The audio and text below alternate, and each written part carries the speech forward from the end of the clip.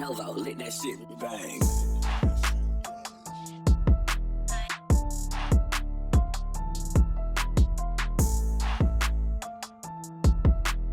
Welcome back, everybody, to Crows of Judgment, and I wanted to talk about this whole situation that's been brewing on Twitter between a journalist for the New York Times known as Taylor Lorenz after she wrote an article basically just attacking Mr. Beast, right?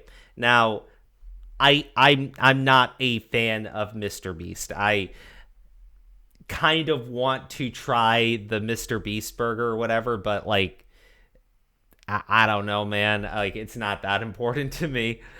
All I know about Mr. Beast is insanely popular YouTuber, gives away money, very charitable, genuinely seems like a very nice person, based on the conversations I've had with other people who do watch his content.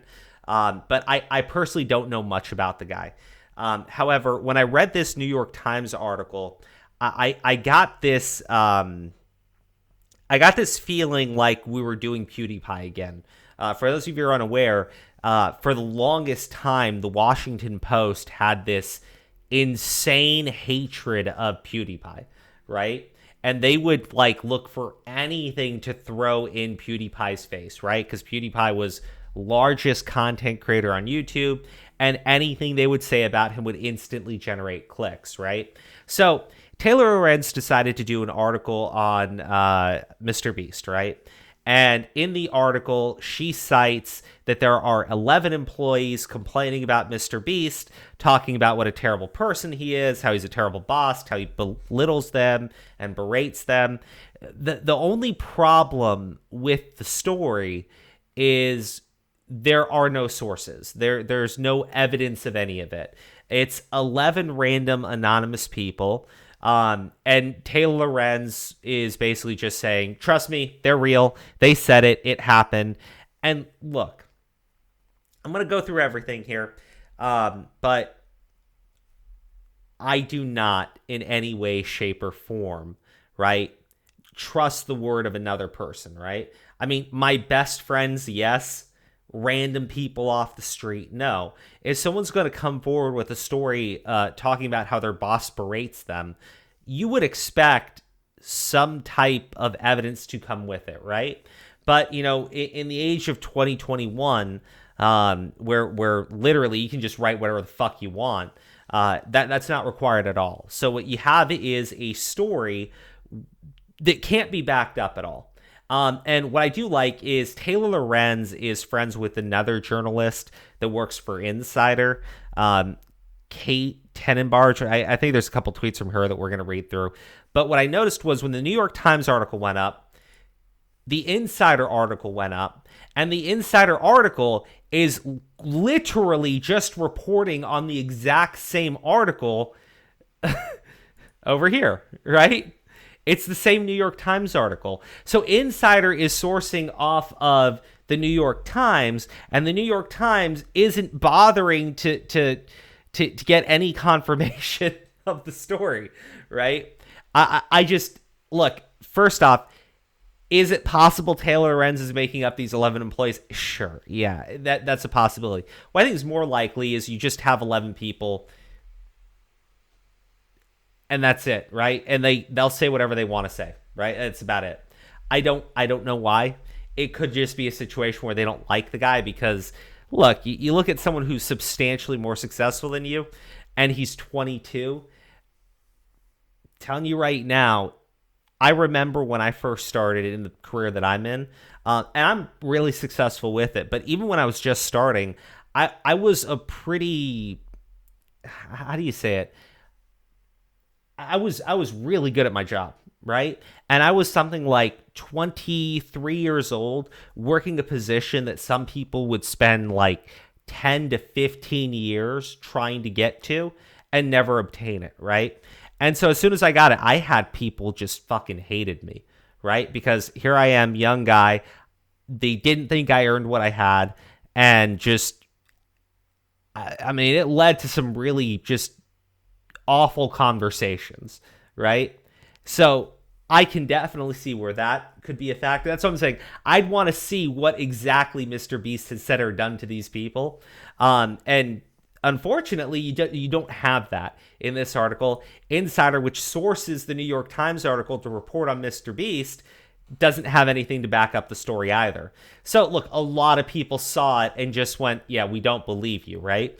And when we get to the very end of the video, I'm going to read through what somebody else had posted to explain why nobody trusts fucking journalists when it comes to YouTubers, right? They don't trust them because oftentimes they will outright make shit up or run with things that cannot be proven in any way, shape, or form. Anyways, there was this back and forth, right? Philly D posted something onto Twitter. I didn't get it. It's been deleted. But, oh, this is the Cat 10 Barge person for Insider. And again, like I said, friends with Taylor, and all of a sudden, Insider sourcing off Taylor's. And there you go. There's your fucking giant circle jerk. I fact-checked the claims of the 11 workers, several of whom shared messages and videos validating their accounts, none of which are in the article. None of which are in the article.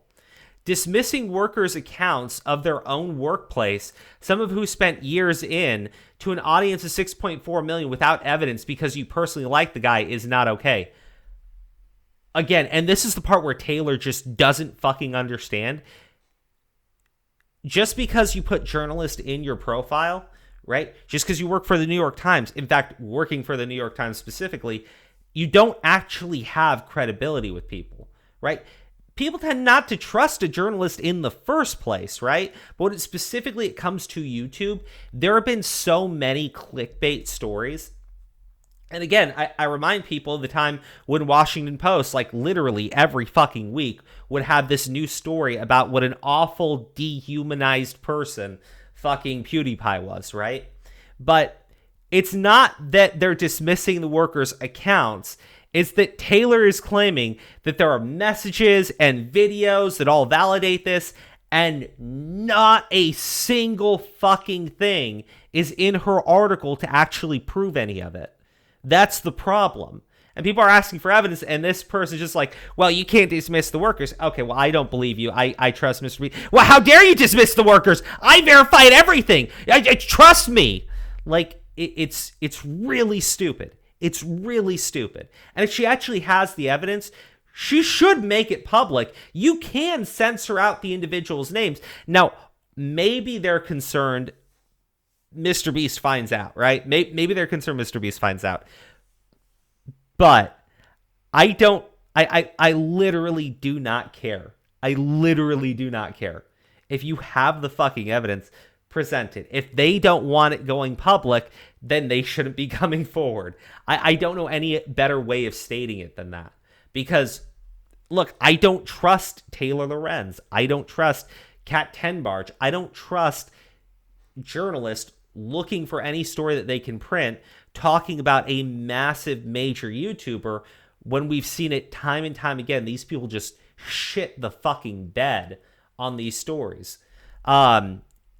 If 11 of your employees are moved enough by their experience to speak to the media, you're a bad employer, full stop. How many people does the guy actually employ? How many of these employees that work for him don't even know him, have never spoken to him? Like, I work for a corporation. I've never met the people that run the fucking corporation. Believe me. Plenty of shit I have to say about those people, and I know nothing about them. That's called being a fucking employee, right? You generally don't like your boss. And I don't even know who, like, my direct boss, great guy, amazing dude. The people at the corporation, fuck them. They're nameless, faceless people. And whenever I have a complaint, it's always on those nameless, faceless people. They can be the nicest people in the world. They can give away millions of dollars to charity every year, go down each weekend, work at the goddamn soup kitchen. I don't know. I've never seen them, but when something goes wrong at work, I blame them immediately. I mean, that's just how people are. Like, when I look at these idiots talk, I can tell how fucking out of touch they are with the rest of the world, and it's just glorious to behold. Like I had a professional journalist. Yeah, it's funny.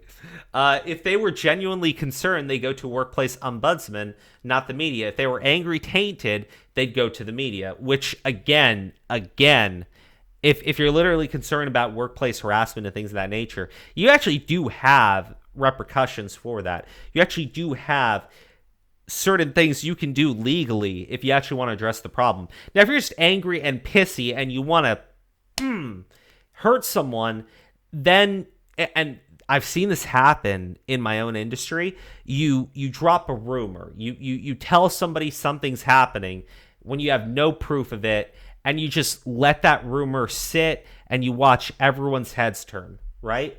I've seen people do it before to other individuals they did not like, right? Starting up a story about this person did this, and then it shoots its way up the ladder, and then all of a sudden everyone can't stop talking about it. And the guy that started the fucking rumor literally has no proof. We could have just made the entire thing up. Doesn't matter. Everyone's talking about it. Now the company has to address it. I've seen people do that shit before, and it's really nasty and it's really disgusting. So when this idiot tells me, well, 11 people came forward, I know what that means. I know what that means as someone who has been an actual employee, right? Not a fucking freelance journalist or whatever the fuck these idiots are, right? Like, I know what it's like when you want to just hurt somebody, right? In your profession. The easiest way to go about it, and also the most disgusting way to go about it, is to start a rumor and then just keep your mouth shut. And if anyone asks you about it, go like, I just heard about it. Like, I mean, that's what this reads like. That's what that article fucking read like. Now, if she's got proof, if Taylor Lorenz has actual proof, it's on her to show it, right? Nobody is obligated to believe anything that comes out of that woman's mouth, though. And I don't think she understands that. But I like this, right? This person goes, Taylor Lorenz has blocked me for disagreeing with their journalism. Which, again, this is not a nasty statement at all, right? If they were genuinely concerned, they go to workplace ombudsman, not the media. If they were angry, tainted, they go to the media. Start a fucking rumor. Let it fucking go. But like, look at how nasty this idiot gets. So what? Stop being annoying and wrong, and maybe people won't block you. Like, this is journalism, right? This is journalism. Oh, disagree? Well, then you're annoying and you're wrong and you deserve to be blocked. Fucking Christ, man. Bo Black's even responded on this one. How are we expected to believe these messages and videos if you don't show them? Philly D talked about one worker and how his account could be false based on valid public knowledge. He didn't dismiss anything. He showed both sides. Again, I don't have the original message with Philly D, Philip DeFranco. I don't, so is what it is. But if he's literally just talking about how one worker's accounts could be false based on things that are publicly available to people, it's on the reporter to convince people what their story is accurate, right?